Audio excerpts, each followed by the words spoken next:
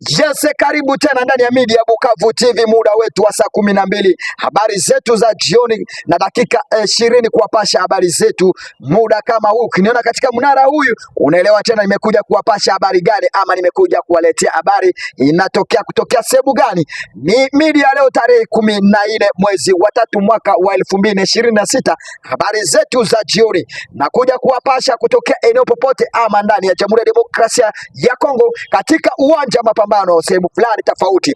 Na kabla nikuje kuwapasha ama nije kufungua kurasa zangu ili nikuje kuwapasha katika uwanja mapambano leo kumekuwa vipi, kumeshinda vipi, ili endelea kufanya subscribe kwa wingi zaidi, endelea kupartage ili kipindi chetu kifikia mara kwa moja ujue tayari umetuelewa kutokea sehemu gani, ama sio?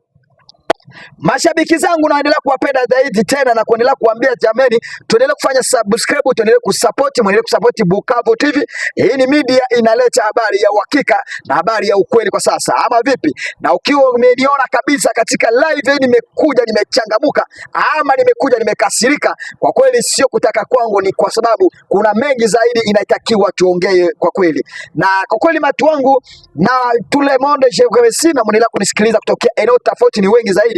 Watu karibu tunataka kufika karibu 8,000 ya watu, na inaomba kabisa Mungu endelee kuweka nguvu na tuendelee kufanya subscribe, tuendelee kupartage kila sehemu ili kipindi chetu kiendelee kuwafikia mara kwa moja. Nakuja kuwapeleka kwenye uwanja mapambano, tayari huko sehemu ya hapa Walikale, tayari kwenye uwanja mapambano. Kwa sasa mambo imechamuka zaidi katika sehemu ya Walikale tangu jana tarehe 13 mwezi wa 3 mwaka wa 2026 katika sehemu inaitwa Kitagona na sehemu nyingine inayoitwa Nyamagano na sehemu ya Musanza. Kwa sasa mapambano umeendelea kuwa nyingi zaidi katika sehemu ya Walikale, katika vijiji vinaokumbatia Walikale ndani ya Centreville ya Walikale. Mapingano wanajeshi wa FARDC pamoja na wanajeshi wa M23 wameanza mapigano tangu saa 7 ya mchana tangu jana tarehe 13 mwezi wa 3 mwaka 2026. Unajua mimi kabla nikuje kuwaeleza habari inabidi kwanza nichunguze habari hili ni ya ukweli. Hizi eneo kweli kuna mapambano, kama tuseme Kitagona kuna mapambano ama vipi? Eneo inaitwa Nyamagano kuna mapambano ama vipi? Na sehemu inaitwa Busanza kuna mapambano. Lakini katika taarifa yangu imenionyesha ama katika program yangu imenionyesha tayari mapambano hii ilianza jana saa 7 ya mchana mpaka muda wetu wa saa 12 wa jioni. Ndakuja kuwapeleka katika sehemu ya Ruchuru tarehe 14 mwezi wa 3 mwaka 2026. Lakini kabla tufike mwezi wa tarehe 14, tangu jana tarehe 13 mapambano ilikuwa nyingi zaidi sehemu ya Ruchuru. Lakini kwa sasa mapambano imezuka jana mpaka kuelekea leo tarehe 14 mchana wa leo. Mapambano ilikuwa nyingi kuzuka. Kwa kweli unajua waasi M23 na FARDC kwa kweli wameamua sasa tena kufiaturiana marisasi. Kwa kweli uwanja mapambano imebadilika, ama tuseme hewa hata manyama zaidi zinaanza kushindwa kuongea kwa sasa. Waraia ama population wote katika uwanja ama katika vijiji kuelekea Ruchuru wote wamekimbia sehemu kuna usalama, na kwa sasa mapambano imeendelea kuzuka. Ndakuja kuwasomea eneo kwenye kunaendelea kuwa ugomvi ama mapambano katika vijiji vinayokumbatia Centreville ya Ruchuru na katika sheferi ama chief ya Ruchuru. Hapo ndakuja kuwatangazia katika sehemu inayoitwa Mugogo na sehemu nyingine inayoitwa Kitagoma na Karimbi na katika ndani ya Centreville ya Ruchuru kuelekea katika chief Busanza. Hizi ni eneo mapambano imeendelea kuwa nyingi zaidi tangu jana mpaka leo siku ya 6 mwezi wa 3 mwaka wa 2026 tarehe 14. Na kwa kweli mapambano haya wanajeshi kwa wingi zaidi wa M23 wameingia katika eneo ya Kitagoma kwa wingi zaidi, pamoja na wanajeshi wa Twirwaneho wameendelea kuja kwa wingi zaidi. Na kwa kweli wa generali tofauti wa M23 wanaendelea kwenye uwanja mapambano.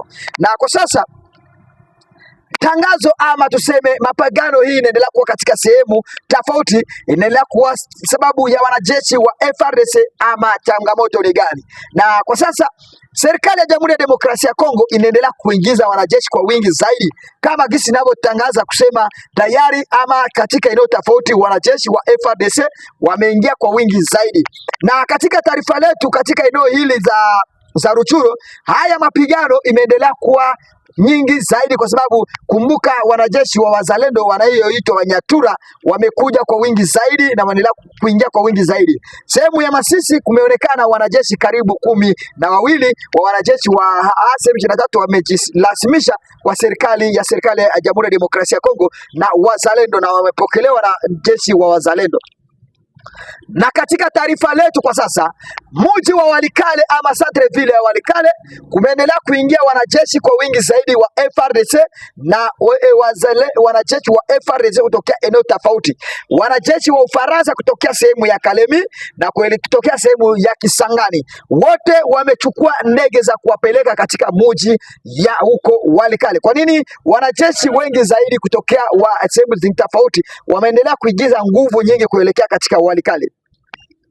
Kumbuka Walikale imetegwa zaidi na wanajeshi wa M23. Kumbuka Walikale ilikuwa katika mikono ya wanajeshi M23 mwaka 2025, lakini hatua serikali ya Jamhuri ya Demokrasia ya Kongo iliendelea kupambana, ama ilikuwa ni maongezi ya serikali ya Jamhuri ya Demokrasia ya Kongo na wanajeshi M23 walijiondoa katika mji wa Walikale, na kwa sasa serikali ikaendelea kuingia mpaka wakakuja kuchukua sasa edikota ya serikali ya Jamhuri ya Demokrasia ya Kongo imekuwa mji wa Walikale. Kwa sasa hawataki tena mji wa Walikale ikuwe tena katika mikono ya wanajeshi wa M23, na katika lengo la serikali ama lengo la FARDC inataka kuhimiza kuchukua mji wa Kichanga. Kumbuka Kichanga nao iko katika edikota ya wanajeshi wa M23, kama jinsi unavyosikia Rubaya kuelekea sehemu zingine za Kachungo, kuelekea tayari Masisi na eneo zingine kadhaa.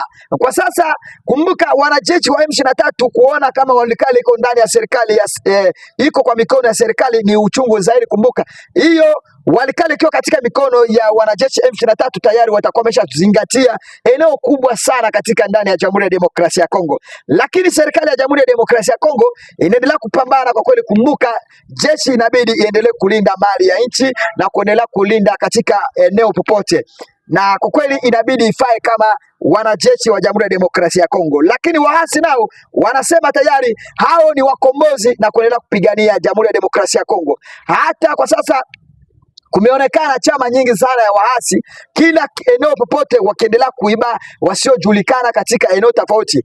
Hao wanajeshi waliojitokeza ni kutokea sehemu gani? Na lengo la hao wanajeshi wengi zaidi wanaosikilikana katika kuwa waasi ama majambazi, wengi hawaje kupigana na serikali ya Jamhuri ya Demokrasia ya Kongo. Wengi wanakuja kwa kufanya nini? Kunyusuru ama kwenda kuiba kila sehemu kuna wakaji. Ukiangalia sehemu tofauti kuendelea kuwa mapambano, sio wanajeshi wa waasi M23, ni wanajeshi wengine, vikundi vingine vinavyojiunga kwa kwenda kupigana, kwenda kuiba katika sehemu ya Jamhuri ya Demokrasia ya Kongo.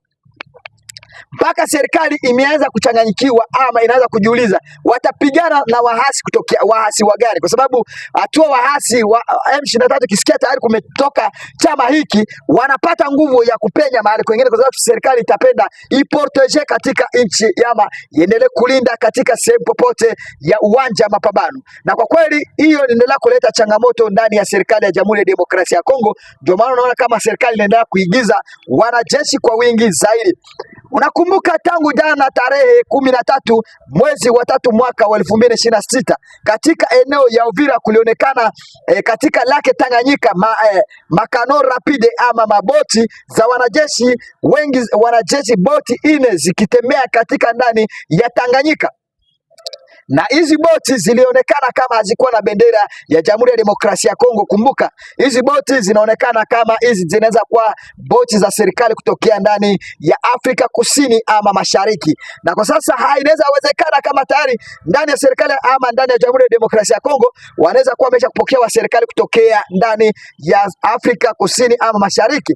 Lakini taarifa hatujakuwa na habari ya ukweli, kwa sababu tuliona ama watu wetu kutokea katika mji wa Uvira ama kutokea huko katika katika uko Baraka. Kumbuka Baraka inaangalia tayari ndani ya uko Lake Tanganyika kuwapasha na kutueleza tayari wameona watu kutokea sehemu fulani. Na katika taarifa ya kuhusu hao wanajeshi waliotokea Afrika Kusini ama Mashariki, tayari ndani walitokea katika uwanja wa ndege wa Nyucho, katika sehemu inaitwa Nyunjo, katika sehemu ya hapo Kalemi. Uwanja wa ndege hiyo ilikuwa gari 5 zikileta hizo boti kuelekea katika uwanja wa ndege, katika kupakiza ndani ya ndege kuelekea katika mji wa Uvira. Na watu walitueleza sahari kusema tayari wao watu walikuwa katika hapo, walikuwa wakiongea lugha tofauti, lugha ya Kiingereza. Kumbuka ndani ya Jamhuri ya Demokrasia ya Kongo Kiingereza sio lugha ya nchi ya Kongo. Lugha ya nchi ya Kongo ni Kifaransa na Lingala ama na Kiswahili kichache tu. Na kwa sasa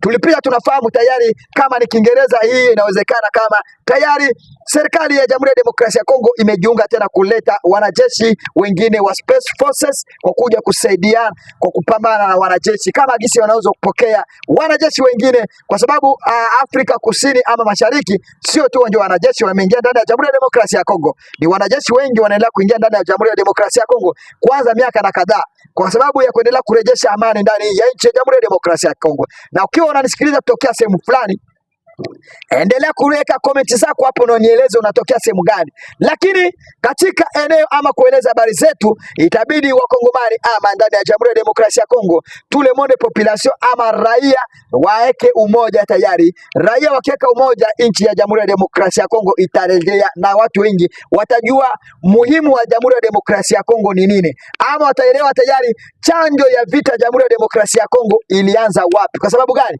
Kama tayari kama vita ingali ndani ya Jamhuri ya Demokrasia ya Kongo kwa sababu ya ukabila na kusipojitambua, hakuna mwenye atajua vita ya Kongo imeanzia wapi na mwisho itaanzia wapi. Itabidi kwanza tayari Kongo hata watu waombe vipi, maombi haiweze kumaliza vita ya Kongo, hata rais aingie mwingine kutokea wapi ndani ya kumbuka rais wa Jamhuri ya Demokrasia ya Kongo Felix Tshisekedi tu aliingia aliingia kwenye kiti mwaka 2029 na 19. Watu wengi walisema tayari nchi ya Kongo imekuja kubadilika, nchi ya Kongo imekuja yani amani na reja. No, kwa sababu rais hataleta amani ndani ya nchi ya Kongo, wakaaji ama population ndio wataleta amani ndani ya nchi ya Kongo. Kwa sababu kama population wako na amani, wanaleta umoja, rais kuongoza nchi itakuwa muhimu zaidi. Lakini kama population, rais akiwa na mbingu zote za kurejesha amani lakini ama kuleta maendeleo, lakini population wanaleta uharibifu, wanaleta kusipoelewana, itakuwa ni vigumu zaidi nchi ya Jamhuri ya Demokrasia ya Kongo kurejesha amani. Lakini iwe rais kwa zaidi kwa marais wa Jamhuri ya Demokrasia ya Kongo itahitaji kwanza population ndio wajiunge kitu kimoja, walete amani, na rais wa Kongo ataleta maendeleo pamoja na raia, ama sio? Endelea kuweka komenti zako, tuulize wale watu wenzetu wanaoishi katika nchi kigeni, tout le monde congolais vous avez dans une pays de votre pays là, waangulize wakaaji wa hizo nchi wanaishi vipi na raia wanaishi na serikali huko, ama serikali ya huko inaishi kivipi. Itakuwa ni muhimu zaidi kusaidia raia wa ndani ya Jamhuri ya Demokrasia ya Kongo.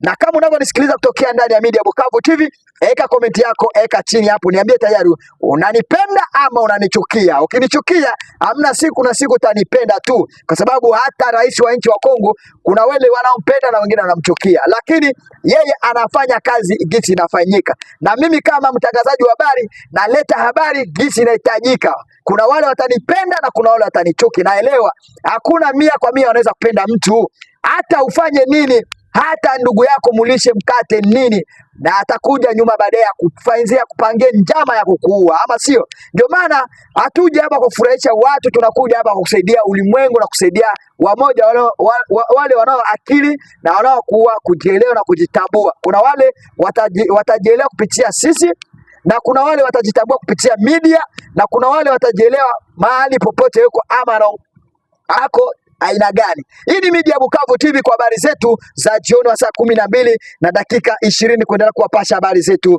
za magharibi tarehe 14 mwezi wa 3 mwaka wa 2026. Na kabla unavyonisikiliza, eka komenti yako unieleze tayari umenipenda ama unanisikiliza kutokea eneo gani. Eka hapo unieleze tayari wewe ni shabiki wangu. Asante sana. Na watakia jioni njema, tuje kupatana kwa habari zetu za asubuhi mapema saa 1 kamili. Chao chao, tuje kupatana baadaye.